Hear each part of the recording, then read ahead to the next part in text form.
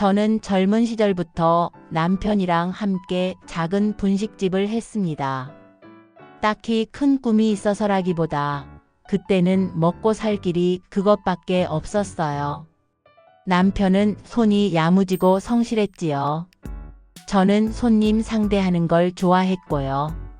그래서 둘이서 떡볶이, 김밥, 순대, 라면 같은 걸 팔며 하루하루를 이어갔습니다. 아침에 가게 문을 열면 김이 모락모락 피어오르고 학교 가던 학생들이 들러서 1,000원짜리 김밥 한 줄을 사갔습니다. 점심시간이면 직장인들이 몰려와서 허겁지겁 떡볶이를 떠먹고 저녁이 되면 동네 아주머니들이 335 앉아 라면을 시켜놓고 수다를 떨었죠. 그렇게 하루 종일 사람들로 북적이는 공간이 바로 제 삶의 터전이었습니다. 손님들 덕에 힘들어도 웃을 수 있었고 무엇보다 외동딸 서영이를 키우며 이 고생이 헛되지 않다는 마음이 늘 있었습니다. 서영이가 학교 다녀와서 가게 구석에 앉아 숙제를 하고 있으면 손님들이 따님이 참 얌전하고 예쁘다 하며 칭찬해주곤 했지요. 그럴 때면 가슴이 뿌듯했습니다. 물론 힘든 날도 많았습니다. 겨울에 가스불이 잘 안 붙어서 손이 얼어붙을 정도로 추울 때도 있었고 여름에는 부엌 열기에 땀이 줄줄 흘러내려 눈이 따갑기도 했습니다. 하지만 남편이랑 서로 눈빛만 봐도 마음이 통하니 조금만 더 버티자, 우리 딸 대학 보내자 하면서 함께 견뎌냈습니다. 그렇게 젊음을 다 분식집에 쏟아부었는데도 이상하게 후회는 없었습니다. 왜냐면 그 안에서 웃음과 보람이 있었으니까요. 그런데 몇 년 전 남편이 먼저 세상을 떠나고 말았습니다. 갑작스러운 병으로 몇 달 만에 저를 두고 가버렸어요. 저는 눈물로 몇 달을 보냈습니다. 가게 문을 닫는 날 불판 위에 아직 떡볶이 국물이 남아 있었는데 그날따라 그 냄새가 유난히 짜게 느껴졌습니다. 이제 정말 끝이구나. 그 순간 제 삶에서 분식집은 사라지고 말았습니다. 가게 문을 닫고 집에 혼자 있으려니 세상이 너무도 조용했습니다. 아침에 눈을 떠도 여보, 가게 가자 하는 목소리가 없고 저녁이 되어도 오늘도 고생했어 하며 건네주던 따뜻한 소주 한 잔이 없었습니다. 냉장고 문을 열면 반찬이 가득 차 있는데도 같이 먹을 사람이 없으니 허전했습니다. 딸 서영이는 직장 다니느라 바빴습니다. 전화를 걸면 늘 엄마, 오늘은 야근이라 늦어. 미안해. 그 말 뒤에 분주한 소음이 들리곤 했지요. 저는 그저 그래, 일하느라 힘들겠다. 건강 챙겨라. 하고 전화를 끊었지만 받고 나면 눈물이 괜히 차올랐습니다. 그렇게 하루 종일 말 한마디 안 하고 지내는 날이 많았습니다. 집안이 너무 조용해서 텔레비전을 켜놓고 그냥 틀어놓은 채로 하루를 버티기도 했습니다. 뉴스 앵커의 목소리라도 들어야 덜 외로운 것 같았거든요. 밤에 불을 끄면 천장이 유난히 커 보였습니다. 나 이제 평생 이렇게 혼자 살아야 하나? 그런 생각을 하면 숨이 턱 막히곤 했습니다. 그런데 바로 그 무렵 늘 가게에 오던 단골 손님 최말순 씨가 찾아왔습니다. 분식집 문 닫기 전부터 알던 분이라 서로 얼굴도 익었고 말도 트여 있었습니다. 그날도 같이 앉아 차를 한 잔 마시는데 말순 씨가 제 손을 꼭 잡으며 이러더군요. 순애 씨, 혼자 계시니 많이 적적하죠? 나도 그래요. 우리 같이 살아볼까요? 처음엔 웃어 넘기려 했습니다. 아니, 무슨 같이 살아? 하고 말끝을 흐렸지만 그 말이 자꾸 마음에 남았습니다. 사람은 혼자 살려고 태어난 게 아니잖아요. 누군가와 밥 한 끼를 나누고 저녁에 그날 있었던 이야기를 들려주고 아프면 약 하나라도 챙겨주는 사람이 옆에 있어야 사는 맛이 나는 거 아닐까요? 저는 그날 밤 말순 씨의 말이 계속 떠올랐습니다. 그래, 나도 누군가랑 함께 살아야겠다. 그래야 내가 무너지지 않겠다. 그때는 그렇게 믿었습니다. 저는 남편이 떠난 뒤에도 한동안 딸 서영이에게서 큰 위로를 받았습니다. 그 애가 퇴근하고 들어와 엄마, 오늘은 힘들었어 하며 제 무릎에 턱을 괴고 앉으면 비록 하루 종일 말 한마디 못하고 지내다 맞이한 저녁이라도 환해졌지요. 저는 그 애를 위해 따뜻한 된장찌개를 끓이고 계란말이를 굽고 김치를 꺼내 놓으며 많이 먹어, 우리 딸 힘내야지 하고 말했답니다. 그런데 서영이가 어느 날 조심스럽게 말을 꺼냈습니다. 엄마, 나 이번에 회사 근처로 원룸을 얻었어. 출퇴근이 너무 힘들어서 도저히 안 되겠어. 주말마다 올게. 그 말에 머리가 띵했습니다. 회사가 멀어서 힘들다는 걸 알았지만 막상 눈앞에서 들으니 가슴이 텅 빈 것 같았습니다. 물론 이해했지요. 새벽부터 나가 밤늦게 들어오는 생활을 어찌 계속하겠습니까? 하지만 제 마음은 그렇지 않았습니다. 서영이가 방을 빼던 날 빈 방 안에 햇살이 쏟아져 들어오는데 그 자리가 너무 낯설고 차갑게 느껴졌습니다. 책상 위에 남겨둔 작은 사진 한 장, 수학여행 갔다가 찍은 단체 사진 속의 서영이가 저를 향해 활짝 웃고 있더군요. 그 사진을 가슴에 꼭 안고 한참을 울었습니다. 그렇게 집이 조용해지니 말 그대로 숨이 막혔습니다. 문만 열면 엄마 하고 부르던 목소리가 사라지고 밥상 위엔 반찬이 그대로 남아 있었습니다. 설거지를 해도 청소기를 돌려도 집안이 텅 빈 것 같았습니다. 그런 제 앞에 나타난 게 바로 말순 씨였습니다. 처음엔 대수롭지 않게 넘겼습니다. 그런데 집에 들어와 빈 방을 보고 고요한 거실에 앉아 있자니 그 말이 자꾸 귓가에 맴돌았습니다. 같이 살자, 같이 살자. 결국 저는 결심했습니다. 혼자보다는 둘이 낫겠지. 누군가와 밥을 나누고 이야기를 나누면 내 삶에도 다시 색이 돌아오지 않을까? 그런 희망을 품었습니다. 우리는 작지만 새로 지어 깨끗한 풀옵션 빌라를 얻어 동거를 시작했습니다. 처음에는 모든 게 좋았습니다. 아침이면 같이 일어나 시장에 가서 싱싱한 채소를 고르고 오뎅국 끓일 멸치를 고르며 이게 맛이 더 시원해 하며 웃었습니다. 집으로 돌아오는 길에 장바구니가 무겁다며 서로 번갈아 들고 길가에 핀 꽃을 보며 저건 접시꽃이지? 하고 얘기하던 그 순간들이 아직도 선합니다. 저녁이 되면 둘이 나란히 앉아 국을 끓여 놓고 젊은 시절 이야기를 나누었습니다.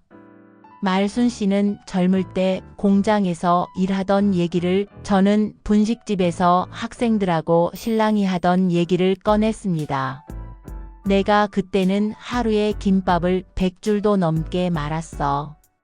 손이 너무 아파서 밤마다 파스를 붙이고 잤지 뭐야. 그렇게 얘기하면 말순 씨가 껄껄 웃으며 맞장구를 쳐주었습니다. 집안에 오랜만에 웃음소리가 다시 들리니 정말로 숨이 트이는 것 같았습니다. 가슴 한쪽에 눌려있던 외로움이 조금씩 녹아내렸습니다. 저는 그때 이런 생각을 했습니다.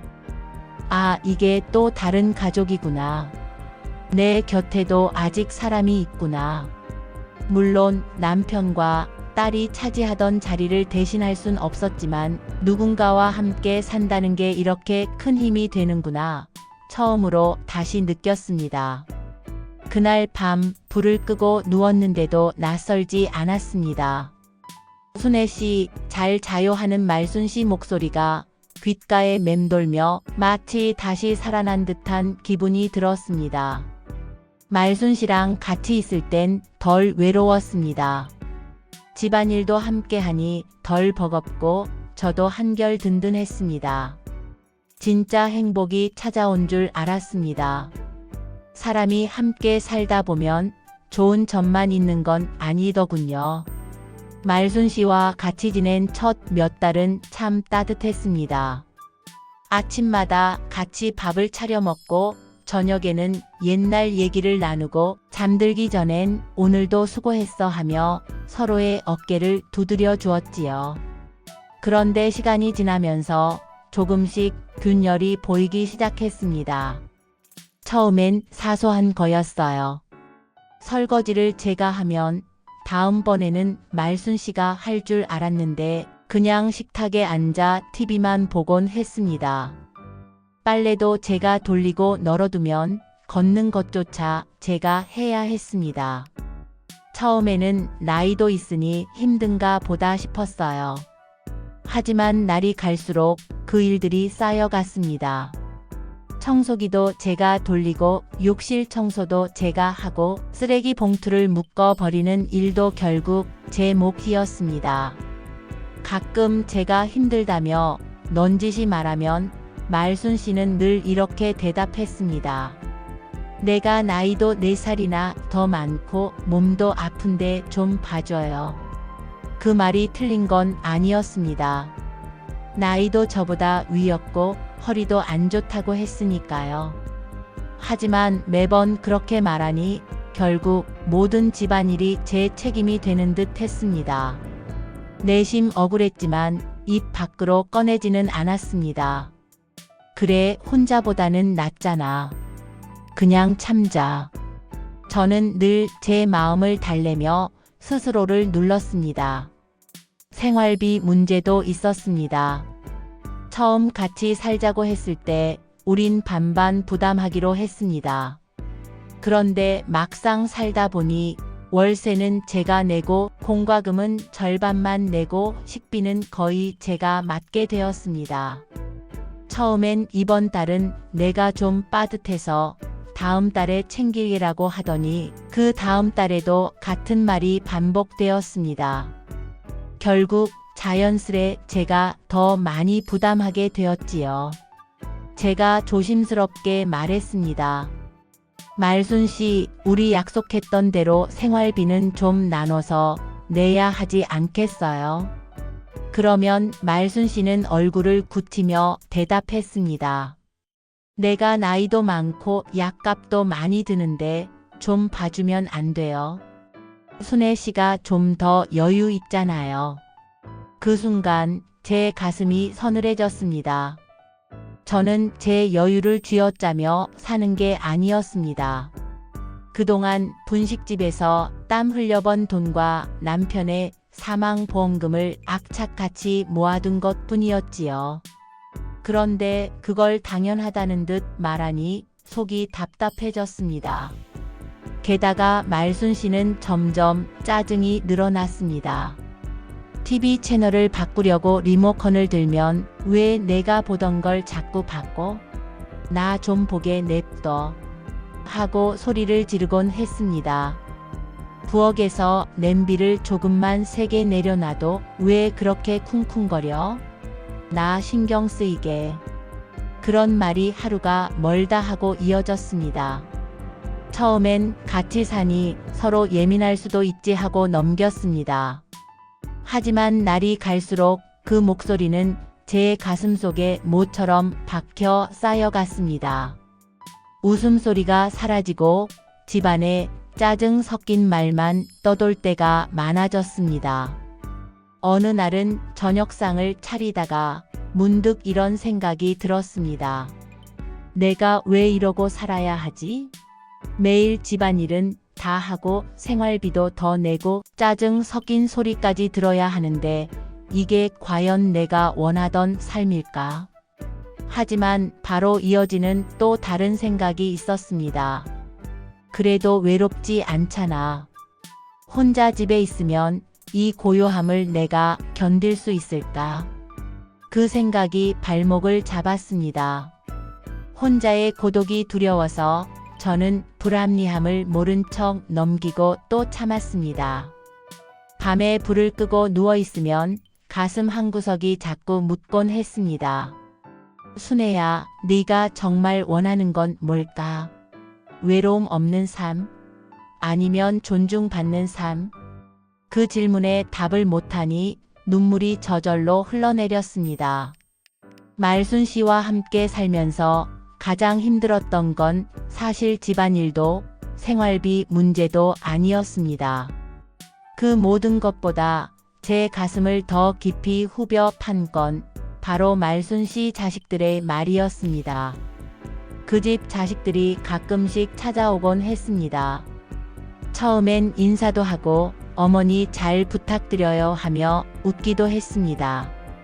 저는 그 말이 고마워서 일부러 김치며 반찬을 챙겨주기도 했습니다. 이거 가져가서 드세요. 젊은 사람들 먹을 게 많아야지. 그렇게 마음을 내주었지요. 그런데 시간이 지나자 그들의 태도가 변했습니다. 어느 날 큰딸이 찾아와 제게 이렇게 말했습니다. 아줌마, 솔직히 우리 엄마랑 같이 사는 거 불편해요. 왜 같이 지내세요? 순간 귀를 의심했습니다. 분명 농담일 거라 생각했지만 그 눈빛은 결코 농담이 아니었습니다. 저는 웃으며 얼버무렸습니다. 아이고, 뭐가 불편해요. 혼자 사는 것보다 둘이 나으니까 그러지요. 하지만 마음속은 차갑게 식어갔습니다. 또 한 번은 작은 아들이 술에 취해 찾아와 대놓고 말했습니다. 우리 엄마한테 얹혀 사는 거 아니에요? 왜 우리 엄마만 힘들게 해요? 그 말에 얼굴이 확 달아올랐습니다. 제가 땀 흘려번 돈으로 생활비를 더 내고 있었는데 어찌 그런 말을 할 수 있는지 억울하고 분했습니다.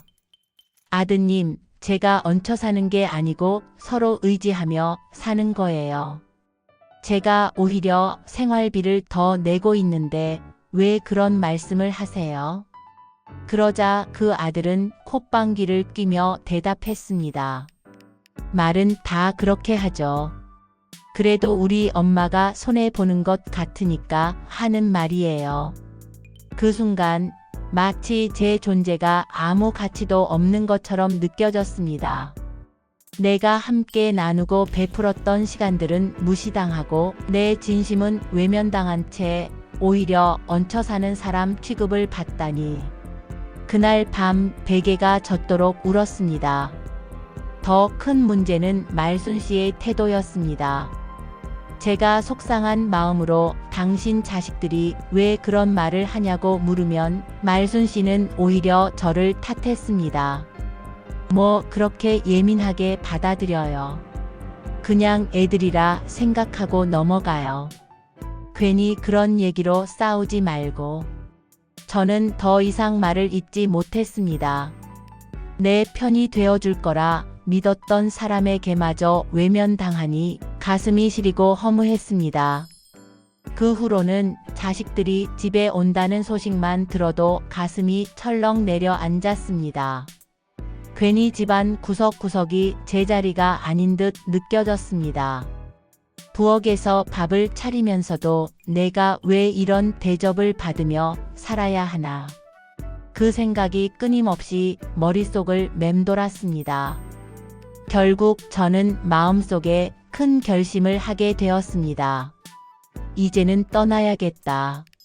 더는 이렇게 살 수 없다. 외로움이 두려워 시작한 동거였지만 이젠 외로움보다 모욕이 더 두려웠습니다. 혼자여도 차라리 마음 편히 숨 쉴 수 있는 길을 선택하고 싶었습니다. 그 선택이 쉽진 않았지만 제 영혼이 더는 짓밟히는 걸 견딜 수 없었습니다. 말순 씨와의 동거를 끝내겠다고 마음을 굳힌 날, 제 가슴은 무겁지만 동시에 후련했습니다. 짐을 싸는데 별게 없더군요. 제 옷 몇 벌, 남편이 남겨준 오래된 시계, 그리고 딸 서영이와 찍은 사진 몇 장. 그것들을 보자니 눈물이 왈칵 쏟아졌습니다. 내가 참 잘 살아온 걸까? 너무 힘든 길을 돌아온 건 아닐까? 스스로를 원망하기도 했습니다. 하지만 집을 나오던 순간 제 어깨가 가벼워지는 걸 분명히 느꼈습니다. 작은 전셋집을 구해 들어갔습니다. 방 하나, 부엌 하나 있는 아주 소박한 공간이었지만 제 마음에는 따뜻한 햇살처럼 다가왔습니다. 비록 혼자였지만 모든 게 제 뜻대로 움직이는 집이었습니다. 설거지를 미뤄도 잔소리할 사람이 없었고 늦잠을 자도 눈치 볼 사람이 없었지요. 그게 그렇게 큰 자유일 줄은 몰랐습니다. 처음 며칠은 낯설었습니다. 문을 닫고 나면 세상이 고요해서 어쩌다 소름이 돋기도 했습니다. 그러나 곧 그 고요함 속에서 제 호흡을 찾았습니다. 아침이면 창문을 활짝 열고 불어오는 바람에 잘 왔다. 순해야 하고 속삭이는 듯한 위로를 들었습니다. 부엌에서 국을 끓이며 젓가락을 탁탁 두드리면 그 소리가 제 삶의 배경음악처럼 느껴졌습니다. 딸 서영이도 제가 혼자 살게 된 걸 알고 마음이 무거웠던지 오히려 더 자주 연락을 해왔습니다. 엄마, 이번 주말에 같이 장 보러 가요. 엄마, 내가 요즘 배운 요리 해줄게. 그 애의 전화가 울릴 때마다 제 마음은 따뜻해졌습니다. 동거할 땐 오히려 멀게만 느껴졌던 딸과의 사이가 다시 가까워지고 있었습니다. 또 저는 이웃 모임에도 조금씩 나가기 시작했습니다. 경로당에서 열리는 노래 교실, 동네 작은 도서관에서 하는 글쓰기 모임. 처음에는 망설였지만 막상 가보니 동갑내기 친구들이 많았습니다. 할머니 같이 앉으세요. 어디 사세요? 반갑네요. 그 말 한마디가 저를 다시 사람 속으로 데려왔습니다. 집으로 돌아오는 길 꽃집 앞에 멈춰서 작은 화분을 하나 샀습니다. 하얀 국화꽃이었는데 그 꽃을 보며 문득 이런 생각이 들었습니다. 내 삶도 이렇게 다시 피어날 수 있겠구나. 이제는 아침마다 그 화분에 물을 주며 말을 겁니다. 잘 잤니? 오늘은 햇살이 참 좋지? 누군가와 함께하지 않아도 저는 더 이상 외롭지 않았습니다. 제 안에 여전히 살아 숨쉬는 희망과 제 곁에서 여전히 이어지는 인연들이 있음을 알았기 때문입니다. 물론 가끔은 말순 씨와 살던 때가 떠오릅니다. 그때의 따뜻했던 저녁, 함께 웃었던 순간들. 하지만 곧 그 뒤에 이어졌던 짜증과 막말들도 떠올라 마음을 다잡습니다. 그래, 그 시간도 필요했어. 그래야 내가 지금의 자유와 평온을 더 감사히 여기지. 저는 이제 알았습니다. 사람은 누구와 함께 살아서만 행복한 게 아니라 스스로 존중받고 존엄을 지키며 살아야 진짜 행복하다는 걸요. 혼자가 되었지만 저는 오히려 더 행복해졌습니다. 책을 읽고 산책을 하고 오래된 노래를 틀어놓고 따라 부르며 웃습니다. 때때로 딸과 손주가 찾아와 엄마, 할머니 하고 안겨오면 세상이 다 환해집니다. 저는 제 자신에게 이렇게 말합니다. 순애야, 잘했다. 참 잘 견뎌냈다. 이제는 내가 내 인생의 주인공으로 살아라. 이제 제 삶은 더 이상 타인의 그늘 아래 있지 않습니다. 저는 제가 선택한 길 위에서 조용히 그러나 단단하게 제 나날을 살아가고 있습니다. 그리고 그 속에서 느낍니다. 다시 혼자가 된 게 아니라 진짜 나 자신을 되찾은 것이라고. 저는 제 자신에게 이렇게 말합니다. 순애야, 잘했다. 참 잘 견뎌냈다. 이제는 내가 내 인생의 주인공으로 살아라. 이제 제 삶은 더 이상 타인의 그늘 아래 있지 않습니다. 저는 제가 선택한 길 위에서 조용히 그러나 단단하게 제 나날을 살아가고 있습니다. 그리고 그 속에서 느낍니다. 다시 혼자가 된 게 아니라 진짜 나 자신을 되찾은 것이라고요. 그리고 오늘 이 자리에 앉아 제 이야기를 들으시는 여러분, 저는 꼭 한 가지를 말씀드리고 싶습니다. 우리는 살아오며 늘 누군가를 위해 희생하고 참아왔습니다. 남편을 위해, 자식을 위해, 가정을 위해. 그러다 보니 어느새 내가 원하는 건 무엇인가를 잊고 살아온 게 사실입니다. 하지만 나이가 들었다고 해서 이제 남은 삶을 그냥 참고 보내야 할까요? 저는 그렇지 않다고 생각합니다. 혹시 지금 누군가와의 관계 때문에 지치고 마음이 무겁고 자존심이 상하는 채로 하루하루를 버티고 계신다면 부디 제 이야기를 기억해 주셨으면 합니다. 혼자라는 건 외로운 게 아니라 나답게 살 수 있는 또 하나의 기회라는 걸요.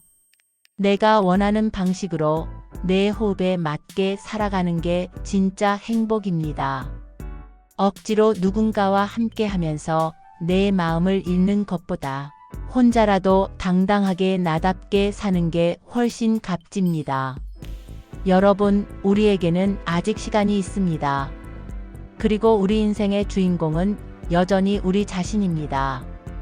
그러니 주저하지 말고 여러분의 평온과 존엄을 꼭 지켜내시길 바랍니다.